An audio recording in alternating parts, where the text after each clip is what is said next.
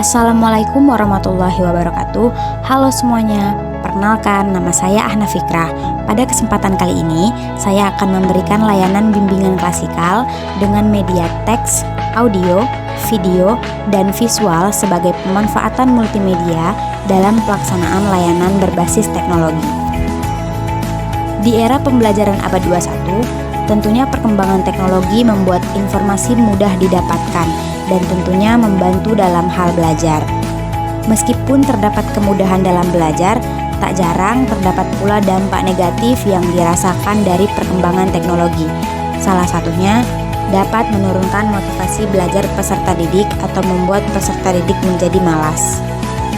Selain karena dampak perkembangan teknologi, penurunan motivasi belajar peserta didik juga bisa diakibatkan dari beberapa faktor. Salah satunya kurangnya dukungan atau support dari lingkungan keluarga, yang kita ketahui keluarga merupakan lingkungan belajar pertama yang diperoleh oleh peserta didik. Hal inilah yang menjadi alasan saya melaksanakan layanan bimbingan klasikal dengan topik cara meningkatkan motivasi belajar peserta didik, sehingga dapat mencapai tujuan pembelajaran yang diharapkan. Sebelum kita membahas lebih jauh lagi, sebelumnya kita perlu mengetahui apa sih motivasi belajar itu.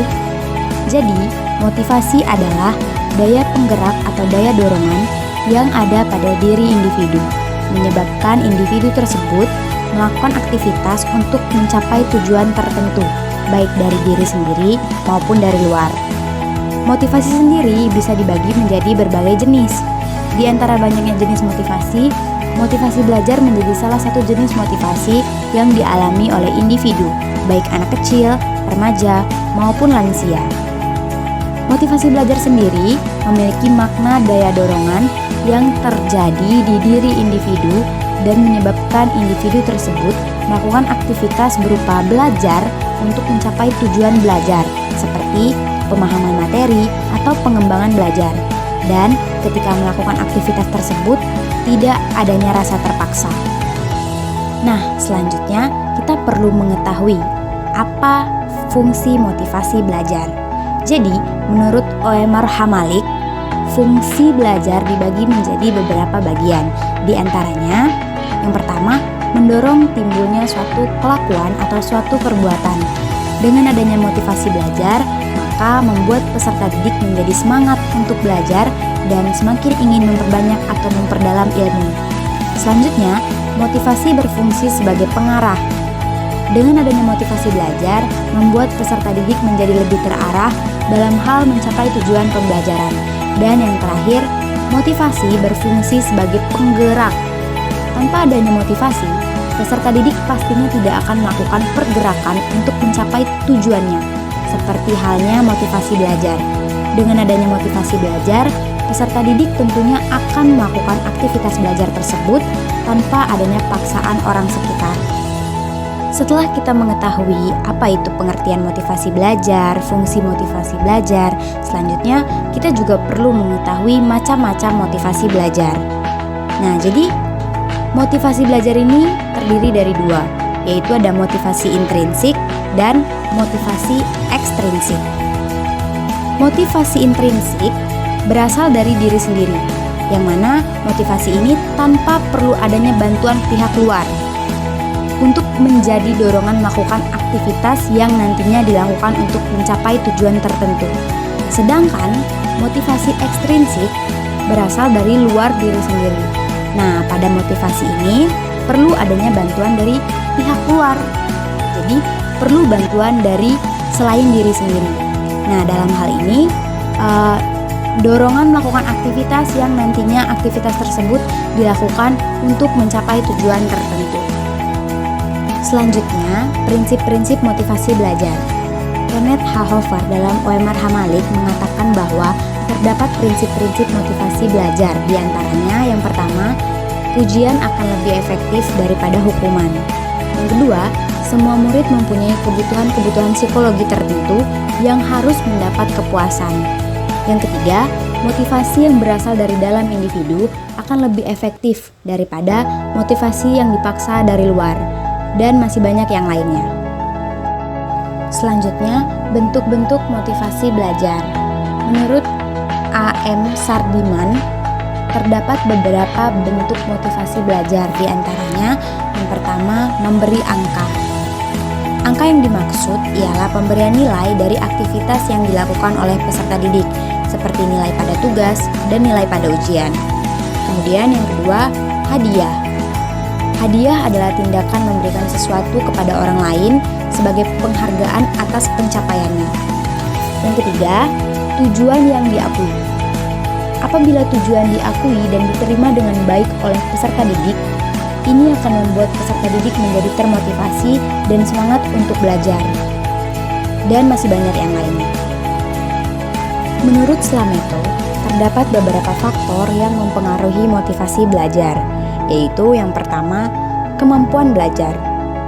Kemampuan belajar meliputi beberapa aspek psikis yang terdapat dalam diri siswa, seperti pengamatan, daya pikir, ingatan, dan lain-lain. Kemudian yang kedua, kondisi siswa. Kondisi yang dimaksud berupa kondisi fisik maupun psikologis. Dan yang terakhir, upaya guru membelajarkan siswa. Upaya yang dimaksud ialah bagaimana seorang guru mempersiapkan diri dalam membelajarkan siswa, mulai dari penguasaan materi, cara menyampaikannya, menarik perhatian siswa, dan masih banyak yang lainnya. Nah, untuk pembahasan materi terakhir kali ini, yaitu bagaimana sih upaya meningkatkan motivasi belajar itu sendiri. Nah, jadi, menurut Max Darsono, terdapat beberapa upaya untuk meningkatkan motivasi belajar.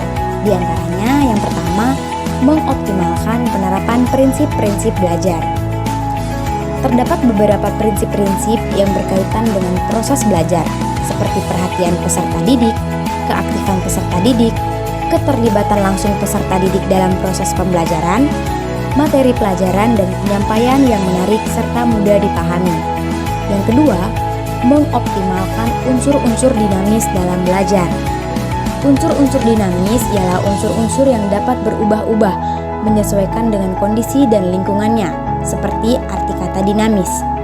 Unsur-unsur dinamis ini meliputi bahan mengajar dan upaya pengadaannya, alat bantu mengajar dan upaya pengadaannya, suasana belajar dan upaya pengembangannya, serta kondisi siswa dan upaya penyiapannya. Yang ketiga, mengoptimalkan pemanfaatan pengalaman yang telah dimiliki oleh siswa. Peserta didik senang untuk mempelajari hal baru atau materi baru jika siswa mempunyai latar belakang untuk mempelajari materi baru tersebut. Oleh karena itu, sebagai seorang pendidik, guru harus pandai dan pintar memilih contoh untuk menjelaskan suatu konsep baru. Yang terakhir, mengembangkan cita-cita atau aspirasi siswa. Setiap peserta didik tentunya memiliki cita-cita dalam belajar, akan tetapi tidak semua siswa dapat mencapai keberhasilan tersebut. Keberhasilan ini biasanya mengakibatkan meningkatnya aspirasi. Namun, apabila mengalami kegagalan, tentunya mengakibatkan rendahnya aspirasi dari siswa tersebut. Untuk meningkatkan aspirasi ini, seorang pendidik hendaknya tidak menjadikan peserta didik selalu gagal, dan sebaiknya pendidik memberikan kesempatan kepada peserta didik untuk merumuskan tujuan belajar yang sesuai dengan kemampuan peserta didiknya, sehingga peserta didik termotivasi untuk belajar agar mencapai tujuan tersebut. Baiklah, sekian pemaparan materi layanan bimbingan klasikal dengan topik cara meningkatkan motivasi belajar peserta didik dengan pemanfaatan media audio, visual, teks, dan video. Lebih dan kurangnya saya mohon maaf. Saya ucapkan terima kasih. Saya akhiri. Wassalamualaikum warahmatullahi wabarakatuh.